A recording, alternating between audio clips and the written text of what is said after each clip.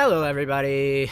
As you can see, I'm bundled up with a jacket because it's really drizzly and misty and cold and damp outside, and it's probably going to rain some more midway through this run, and I don't want to repeat of what happened yesterday. Luckily, it's not quite as miserable out today. It's ever so slightly warmer and simply not raining, and that makes a major difference. So today I am in the fabled Megablast. I'm going to give you like a little micro update on the shoe, how it's doing on its road to 200 miles. I'm over 150 now. In this, I've been running it in the afternoon a lot, have been enjoying it thoroughly, have some comments about it that I will bring up today on the run, so let's go run! Blast it! Here we go, coming out, blast it!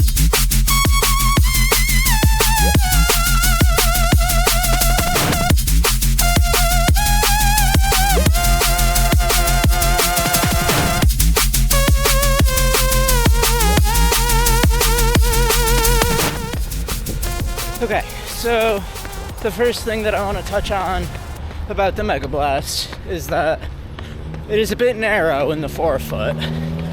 One of my feet can deal with this. The other one is bothered by it. Pretty, without pain, but with irritation of or annoyance, grievance. Irritation indicates pain, but that's not what I mean. I mean, I can feel that it's pinching my forefoot together. It's just a little annoying, whatever. Another somewhat minor annoyance that I have with the Megablast is lace bite. It comes and it goes, and it's minor when I get it. But why are we having lace bite in shoes? It is 2025. Why? I know it sounds like I'm being reductionist, but it is actually that simple.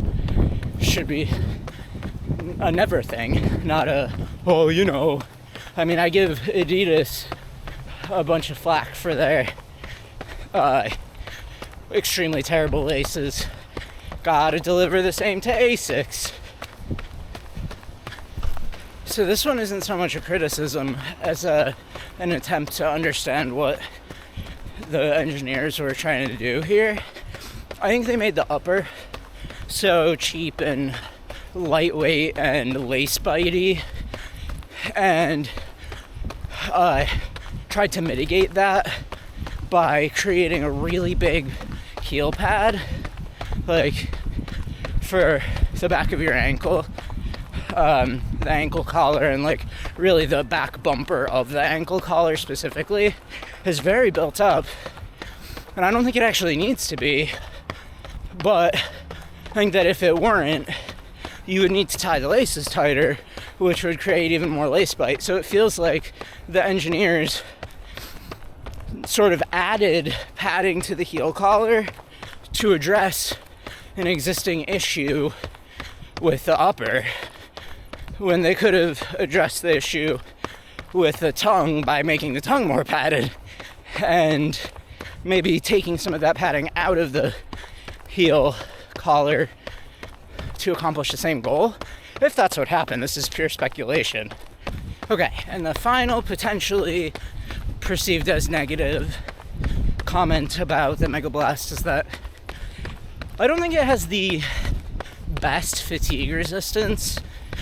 So the fatigue resistance, for those who don't know, is during the run, say you're running 10 miles, how much of the foam's resilient properties, so bounciness, diminish over the course of that one run.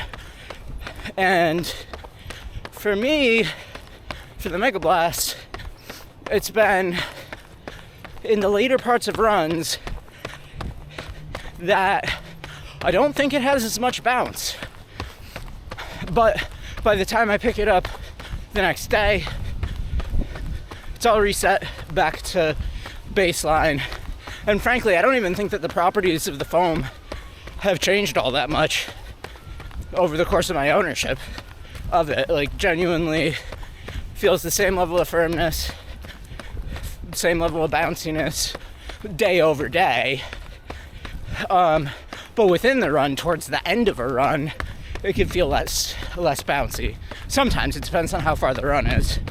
But like those 10 plus miles, even getting into 9, especially if I'm cooking with it and just like hitting some pretty quick paces, which does happen in this. And that's sort of a comment again on the Megablast. It wants to go fast. But yeah, on those days, for sure, by the end of the run, it doesn't feel quite as bouncy. So those are the things that could be perceived to be negative about the Megablast. To answer the question I'm posing in this video, is there a fatal flaw to the Megablast? I don't think there is, other than potentially the price. I think that there are little imperfections. This still has the potential to be the shoe of the year. And I'm gonna come up with a shoe of the year list. It's gonna be soon, but it's definitely gonna be towards the end of the year, which we already are. And this is one of the contenders for sure. There is no one fatal flaw. And for those who happened to catch a video I did a couple of weeks ago, I think that some of the most imperfect shoes soar the highest. I was comparing it to literature and any art form, really. Some of the most imperfect works of art and shoes alike soar higher in certain areas and make them an innovative product. Megablast being one of them. Okay, so some things I like about the Megablast. It is a do-it-all shoe with preference for speed. It is very fast. But it can be a shoe that you bring on a trip. Like, out of all of the shoes that I own, if I couldn't bring carbon on a plane, and if I only had room in my luggage for one shoe, which isn't unrealistic because I do pack very light for travel, it would probably be the Megablast right now. It's not like ideal for a marathon, but I did run a marathon in it and I didn't explode. I definitely fell apart at the end though. But yeah, I think that's its chief benefit. It's windy. The rest of the things that I love about the Megablast are just the way it feels.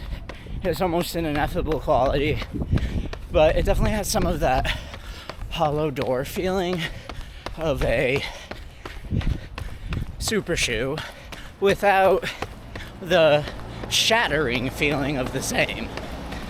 So what I mean by a hollow door, I have a historically hard time describing it, but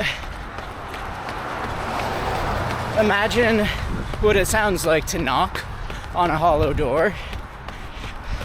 Now imagine that door laying down on the ground, and imagine you jump on it. It's sort of like a wooden springboard, and there's emptiness underneath it. And that's the feeling I get from firm but airy foam. So like the Zoom X and the Vaporfly 2 I would not describe as a hollow door feeling foam because it's too soft. Same with the CLO X1 to OG. But the Metaspeed Edge Paris especially, I feel does have that characteristic because it's firm, but the there's a lot of gas injected in that PIBA. So this has that hollow door feeling that I like, but it's a little different too. It's more like pneumatic, and there's a little more rubberiness to the texture. Again, describing an underfoot feel is not an easy thing to accomplish, but those are all sensations that I get from the Megablast, and those are my main positives, and I think that it's a phenomenal shoe. I'm sure I'll have more to say either about the Megablast or about miscellaneous topics in the moments to come. This is something that goes way beyond the Megablast, but I think is perfectly illustrated by the Megablast. Why are you watching this? Why are you interested in running shoes? Why are you interested in running? What are your motivations for a shoe like this? For me, I'm interested in the technology and the novel experience it provides. Those are two things that I love about running shoes. What about running? I love running, and there are many repetitive aspects of running. In a lot of ways, that's very meditative for me. And in other ways, it can be simple repetition, which could be boring. So, for somebody running high mileage like this, that's already predisposed to be interested in the shoes, you would want, or I would want, to feel different types of ways throughout the week, depending on what I'm intending to do. Yeah, this is consumerism. Yeah, it's a weird niche hobby. I enjoy it a lot. And the same could be said for reading literature for me. Is there anything wrong with the newest Stephen King horror book? Or the latest AI-generated James Patterson slop? Actually, no, there's nothing wrong with it. There's a place for all of that type of literature. And I didn't mean to just compare Stephen King to James Patterson. One is far superior than the other, but you know, I say that, but I actually don't know it because I've never read Stephen King. But I have read James Patterson. Whatever, the point being, would I review a James Patterson book in the same way that I would review a David Foster Wallace book, that I would review Dostoevsky? I wouldn't read it in the same way, let alone make commentary about it in the same way. That's the thing with the Megablast, that, yeah, it is way too expensive. That doesn't make it a bad shoe. Yeah, it has all these flaws. That doesn't make it a bad shoe. It makes it a statement piece from Asics about what they're capable of doing. And they're just constantly releasing new, innovative technology. I'm not much of an Asics fan. I, got on board with them with the Sky Paris, but I've tried other of their shoes on, like the Super Blast, for example, that I absolutely hated. It just so did not work for me. So, what I like about it is that any company, Asics, Puma, which I've yet to run in Puma shoes. I know a lot of you have been sure to tell me about that, but I will soon. The thing about companies like that and the rumors surrounding New Balance, what they have coming, and what Adidas has been doing for a while, putting out F1 style like innovative products to the market so that the market can look at what they're doing and come up with some competition, right? And then it's a race to the bottom price-wise, then it's a race to the top performance-wise or new experience-wise, just constant innovation. And some people might be like, well, the constant more of society is fatiguing. Yeah, it can be.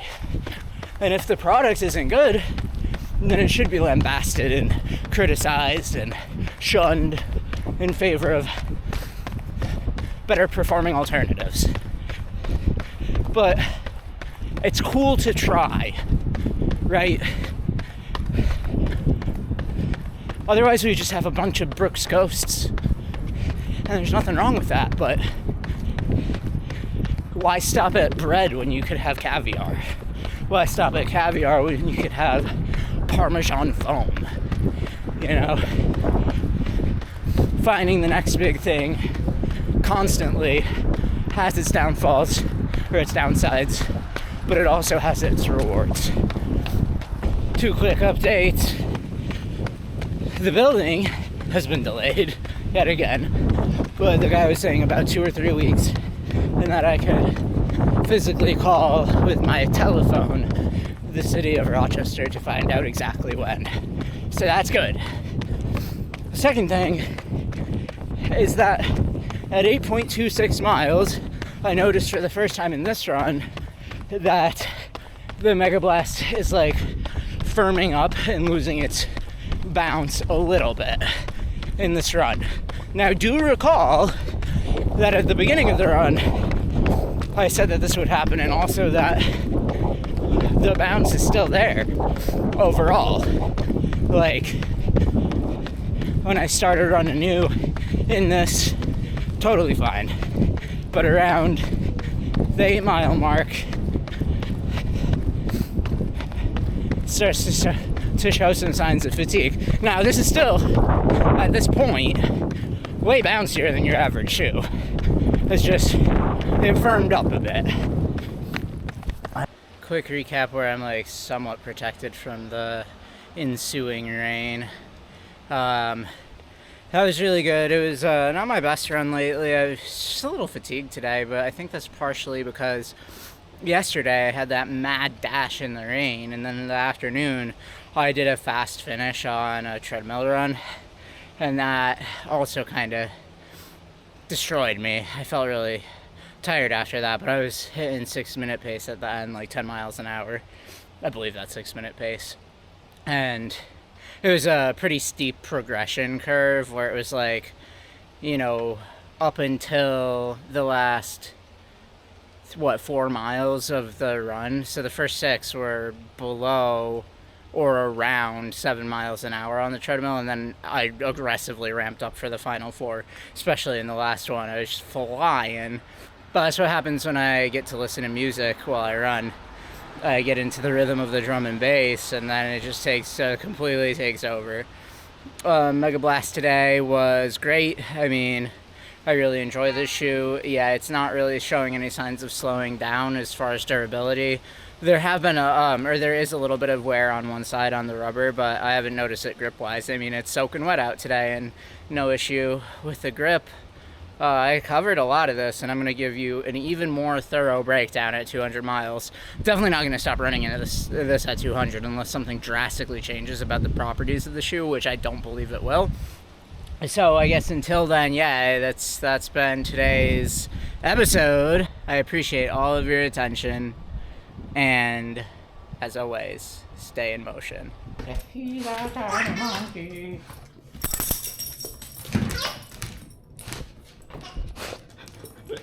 Shredder! Ow, Hawk! What the heck, dude?